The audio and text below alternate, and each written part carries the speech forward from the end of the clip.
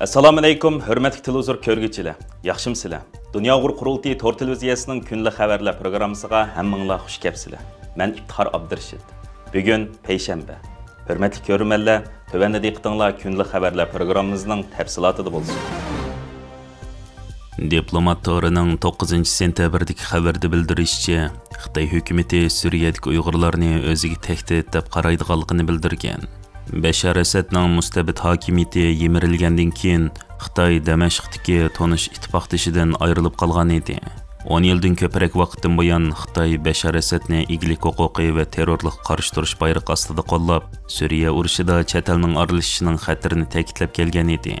Yangi Suriya hukumatining qurilishi va Suriyadagi Uyg'urlarning Suriya harbiy qismi qo'shib etilib, 84-diviziya qilib qurilib, Uyg'ur qurolli qismining bugun Suriya armiyasi formasini kiyib, ba'zilari polkovnik va brigada komandoriga o'stirilishi Xitoy hukumatini andishiga solgan.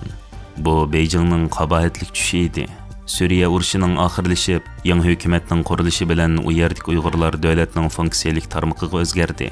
Suriya vaqtli hukumat bayrog'i ostida qonunlashtirildi.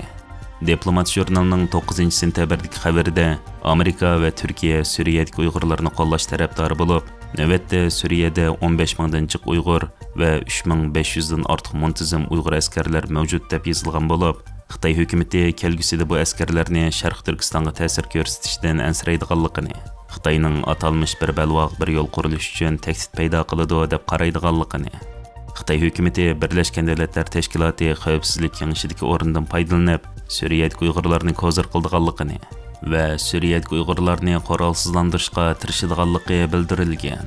Mutaxassislarning qarashicha, Suriyadagi Uyg'urlar navbatda yolg'iz Beijing bilan Damashq o'rtasidagi ikki taraflik masala emas degan qarashni o'tirib qo'ygan. Bu haqda Abduli Ayub apandi bu Uyg'urlar Suriya davlatini ozod qilishda eng halqali rol o'ynaganligidan faxrlanishga haqliq. Chunki Uyg'urlar qo'mondonlik qilgan 84-diviziya Suriyani ozod qilgan 5 diviziyaning biri. Uyg'ur qo'mondonlar bu yerda 5 ning biri. Shunga ularning kelgusi hozircha ansiraydigan yerda emas. Xuddi Xitoy BDTda 5 ning biri bo'lgandek. Ularning bexatarligini kapolatga ega qilgan narsa kimlarningdir iltifot emas, balki 10 yillik to'kpining, 10 necha yillik to'kilgan qonning, to'langan badalning, dunyodagi eng uzun amaliy urushlardan birida tavlangan qo'shinning kuchidan iborat deydi. Yevropa Ittifoqi va Amerika Rossiya nefti va gazini sotib olgan davlatlarga qarshi harakat qilinishi mumkin. Yevropa Ittifoqi Rossiyaning Ukrainaga qarshi urushini mablag' bilan ta'minlash iqtidorini cheklash uchun Rossiya nefti va gazini sotib olgan Xitoy va boshqa uchinchi davlatlarga qarshi jazo tadbirlarini muzokara qilmoqda ekan. Yevropa Ittifoqining rasmiy xodimlari yakshanba kuni yangi jazo tadbirlarining mazmunini muzokara qilishga boshlagan bo'lib, Xitoyning Rossiya nefti va gazini ko'plab sotib olishi sababidan Xitoy qarta yangi jazolash tadbirlarini tuzishga boshlagan. Bu hafta Yevropa Ittifoqi Washington bilan Rossiya va Xitoy qarta yo'l qo'ydigan jazo tadbirlarini muzokara qiladi ekan. Yevropa Ittifoqi bundan burun Xitoyning ikki kichik bankasini nishon qilgan bo'lib, bu Xitoyga berilgan signal va simvol xarakterlik jazo deb qaralgan edi. Xitoy Rossiya neftini eng ko'p import qiluvchi davlat bo'lib, 2022-yili kuniga taxminan 2 million ton neft sotib olgan. Buning ichida 1,3 million ton dengiz yo'li orqali 800 ming ton bo'lsa, boshqa yo'llar orqali yetkazilgan. Yevropa Ittifoqining Xitoy qarshi jazo tadbirlari hozircha dastlabki bosqichda bo'lib, bu tadbirlarning yo'li qo'yilishi Amerikaning Xitoy energiya importini nishon qilishiga bog'liq ekan. Shundaqla bu jazo tadbirlari Yevropa Ittifoqidagi 27 davlatning birlikda qo'llashini talab qildigan bo'lib, Yevropa Ittifoqi ichidagi Vengriya va Slovakiya qatorliq davlatlar Rossiyadan keladigan energiyaga tayinayotganlik uchun buni rad qilishning mumkinchiligi yuqori deb qaralmoqda.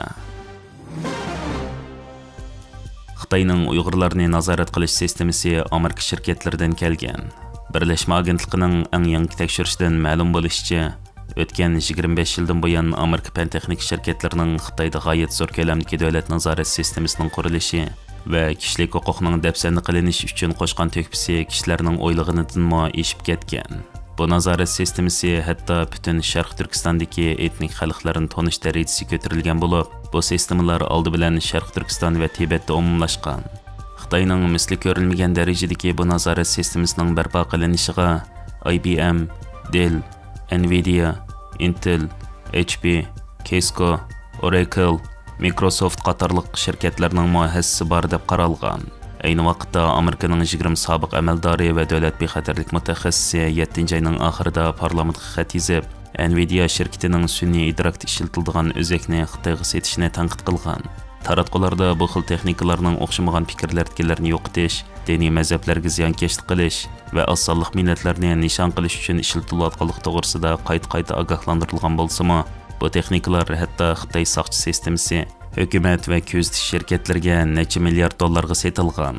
Halqiliq yeri shuki, bu texnikalar Sharq Turkistonda rayimsizlarcha keng ko'lamli tutib turish harakatida ishlatilib, Uyg'urlarni nishonlash, iz qo'g'lab va darajaga ayirish, ularni majburiy assimilyatsiya qilishda ishlatilgan. ABC torining xabarida bildirilishicha, Amerika shirkatlari oldin faraz qilish texnikasini Xitoyga ta'minlagan bo'lib, bu texnika yuz berishdan ilgirki jinoyat, namoyish yoki terrorlik hujumining oldini olish uchun sonliq ma'lumotlarni to'playdigan va tahlil qiladigan texnika. Bu texnika gumonliq deb qaralgan kishilarning harakatini oldin faraz qiladigan nurg'un uchurlarni tekst, telefon, pul to'lash, uchish, sin, tez yo'llanma, elektronlik yo'llanma, tor, hatto suv va tok ishiltish qatorliq butun uchurlarni to'playdi ekan. Bu haqda Germaniya tashqi munosabatlar kengashining tadqiqotchisi Valentin Weber hamma narsa Amerika texnikasi ustiga qurildi deydi. Hürmetli ko'rmanlar, yuqorida diqqatingizga kunlik xabarlar programmamizning tafsilotini sundik. Kelar qatimliq sonimizgacha ko'rishgich omon bo'lgaysizlar. Stansimizning YouTube kanaliga a'zo bo'lishni unutmang. Xayr xo'sh.